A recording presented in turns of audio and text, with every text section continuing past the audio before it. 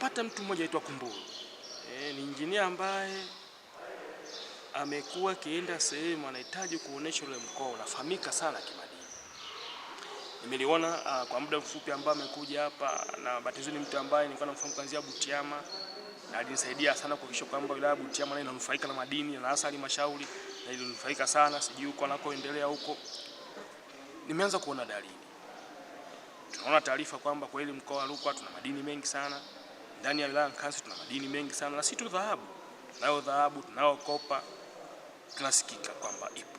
Lakini kikubwa ni kwamba tafiti bado zinaendelea kufanyika.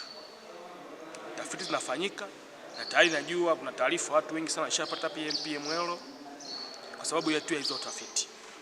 Na naamini kwamba madini yatakuwepo. Tena kwenye mazingira ambayo watu hawezi wakaamini kabisa.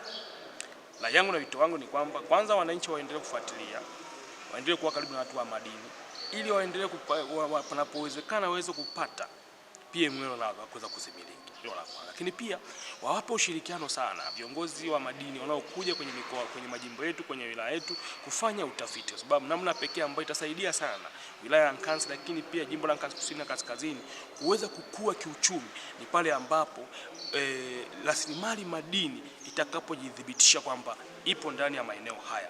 Watu watazalisha sana, tutapata wageni wengi sana, tutakuwa na majengo ya kisasa sana, lakini pia dunia nzima itaona kwamba sasa mkoa wa Rukwa, jimbo la Nkasi Kusini na Kaskazini ni sehemu ya uwekezaji. Kwa hiyo siwezi nikasema sana kwamba hapa inaonekana, lakini ninachokiamini ni kwamba utafiti unaendelea na tunaona kwamba kuna dalili nzuri sana ambazo muda si mrefu inawezekana tukapata wawekezaji wengi sana ndani ya mkoa wa Rukwa na hususan ndani ya jimbo la Nkasi Kusini na Kaskazini kwa ajili ya uzalishaji wa dhahabu, lakini pia na kopa, kulingana na ambavyo tafiti imeendelea kufanyika, lakini watu wa maeneo husika ambao huko nyuma wameendelea kuona dalili mbalimbali na ambao zitathibitishwa kimsingi na watu wa madini ngazi ya mkoa au ngazi ya taifa.